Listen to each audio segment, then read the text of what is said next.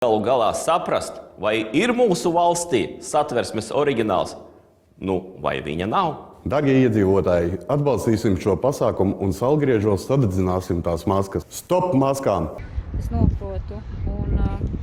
Tā tie likumi, tie steidzamie likumi tiek acīm redzot pieņemti šādā te veidā, izdīti cauri. Es jūtos tieši tāpat kā jūs. Vienīgais, kas man atšķirība no jums, ir, ka es varu aiziet un nobalsot un arī kaut ko pateikt. Un tāpēc es arī atnācu apsveicināties un uzklausīt arī jūs, varbūt arī jūsu vārdā. Es ļoti daudz cilvēku vārdā šodien runāju, jo brīvības memorandu parakstījuši 22,5 tūkstoši cilvēku un 46, nemaldos, tūkstoši parakstījuši arī to brīvprātīgās vakcinācijas pieteikumu, kas jau 3. reizi tiks iesniegts Saeimā. Darbinieki Saeimā patiesībā ir tiešām visu cieņu, viņi strādā neskatoties uz visu mobbingu, kurš ir bijis no dažādu politiku puses. Es uzdošu to jautājumu. Paldies Dievam, ka jūs vienīgi atbildēja, ka jā, tas ir aktuāls jautājums. Cilvēki jautā par satversmes oriģinālu. Atvainojiet, man nav informācijas par to, kur atrodas satversmes oriģināls. Es redzēju, šodien bija satraukums par to, ka tiek meklēts satversmes oriģināls. Nevar palīdzēt. Es nezinu, varbūt, ka Saeimas bibliotēkā ir, varbūt, ka nav. Droši vien, ka šis ir svarīgs jautājums. Es saprotu, ka cilvēki grib to noskaidrot. Vienīgais tas bija, man liekas, es nemaldos, pirms vairāk kā 2 mēnešiem. Līdz šim brīdim no jūsu puses nav nekāda vispār darbība par tādu aktuālu jautājumu. Kāpēc? Šobrīd mēs esam iesnieguši vienīgā Saeima, vēl joprojām nav atbildējusi uz to lielo kolektīvo iesniegumu. Pārējās visas iestādes ir atbildējuši. Mēs esam jau pierādījuši to, ka satversme kā tāda neeksistē. Vai nav laiks runāt par to skaļāk? Jo satversme ir tiesiskais pamats arī šitiem muļķībām, ko jūs tur pieņemat. Ja nav satversme, nav arī šitā panta nekāda. Nav neviena Saeimas darbinieka, jūs to pat kā jurists labi pārziniet. Kāpēc jūs par tik aktuālu lietu klusējat? Nav laiks atjaunot satversmi. Lai būtu tiesiskā pamats. Jā. Es jums atbildēšu, Kaspar. Paldies par visu, ko jūs darāt. Jūs tiešām darat ļoti lielu darbu. Jā, un riskēja arī. Pētniecisks darbs, kas principā ir uz brīvprātības pamata. Bet es jums uzdošu vienu jautājumu. Tagad nāk vilciens lielā ātrumā un uz pārbrauktos ir autobus ar cilvēkiem iestrēdzis, nekustās. Vilciens ir kādus 15-10 km no tā autobusa.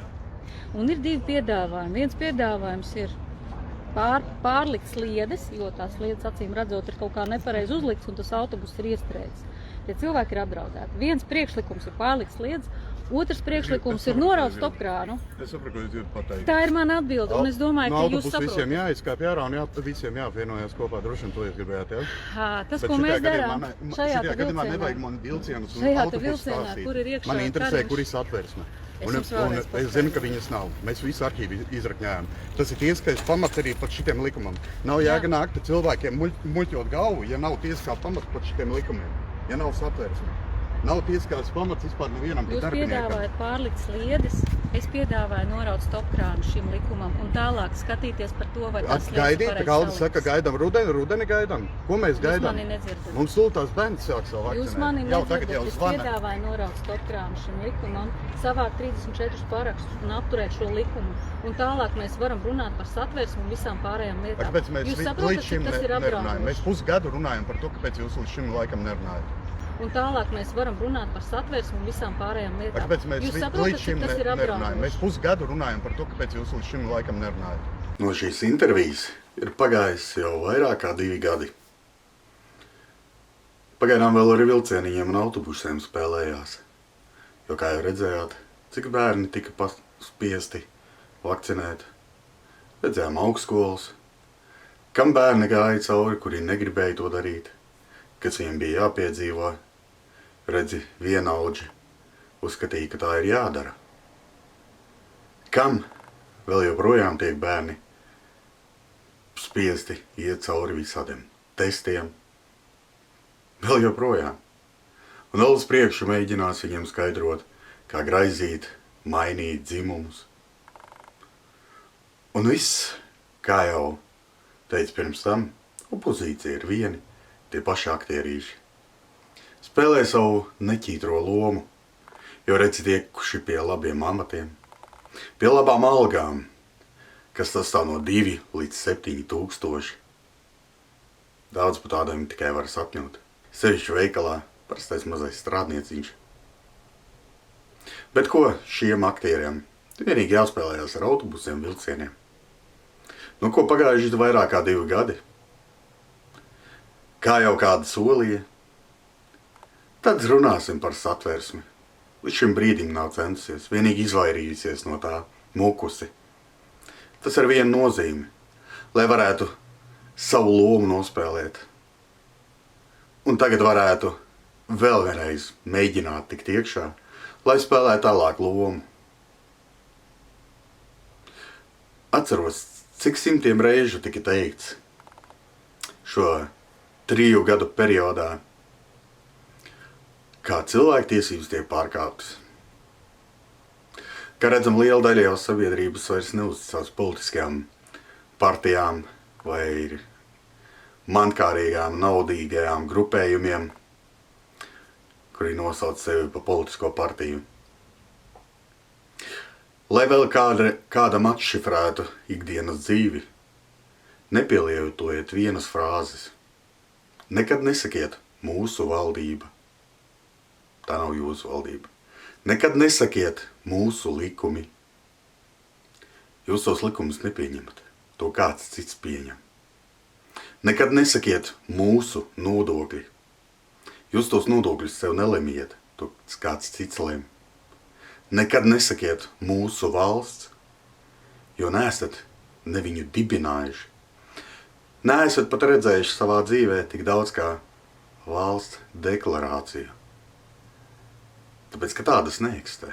Jūs varat vienīgi atvērt likums LV un ieraudzīt dzeltenu lapiņu. Dzeltena aptuveni tikpat, cik šī gaisma ir uzlikta.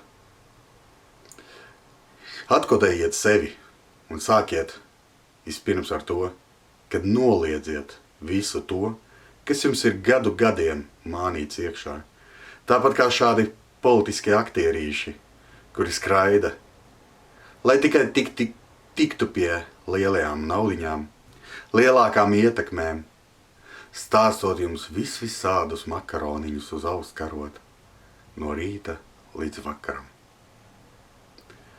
Esiet beidzot ar savu veselo saprātu, un lai kaut ko šeit mainītu, ir jāizdara 2 soļi. Gribiet dzīvot valstī, no sākuma tā ir tiesiski jānodeklarē. Lai nebūtu tajā ar dzeltenu lapiņu jādzīvo likums LV. Ja gribiet kādus likumus, no sākuma ir jāizstrādā Satversme, kuru nākotnē nevarēs neviens interpretēt, kā nu kuram patīk, kuru nevarēs neviens pārkāpt, jo to sargās. Šobrīd lielākā sargāšana tas ir plika dirsu deldēšana. Gribiet kaut ko sargāt, sākiet sargāt sevi, savu ģimeni. Gribiet sargāt valsti, no sākuma jums jātopās, jāsaprot, ka tā ir tikpat kā iztirgota. Tā, kura it kā ir valsts. Kas notiks tuvākajā laikā? Tas atkarīgs tikai no mums, no mūsu soļiem uz priekšu.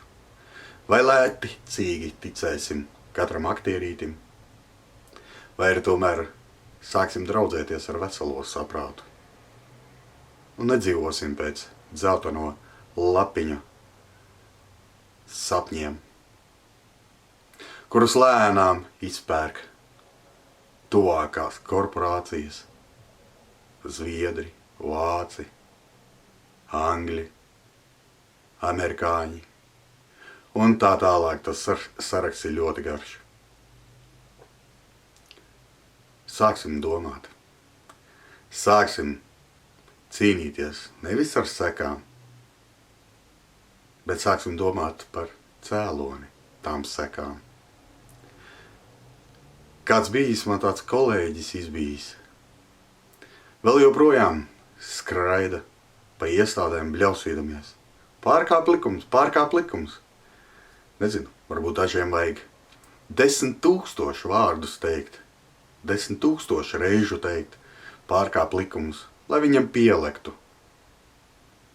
Kāpēc viņus pārkāpj? Un kam viņi vispār ir domāti? Un kam viņi vispār eksistē?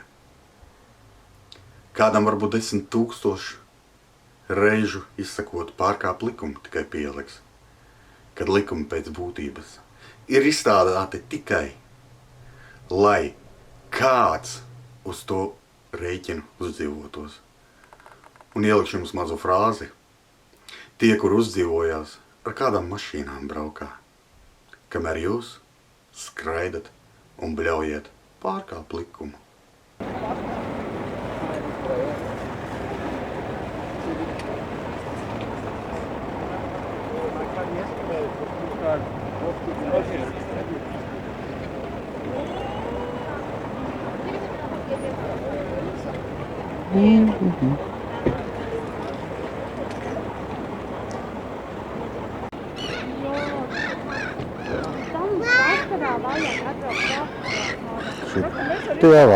Šitie var tur stāvēt. Šitiem neko neteiksim.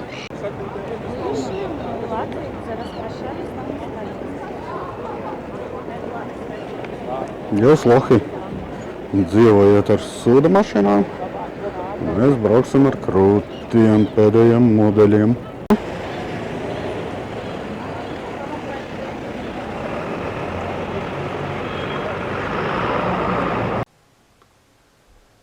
Viss ir mūsu rokās. Sargiet sevi, savus tuviniekus un sev apkārtējos. Visu cieņu, Kaspars Jāņa dēls.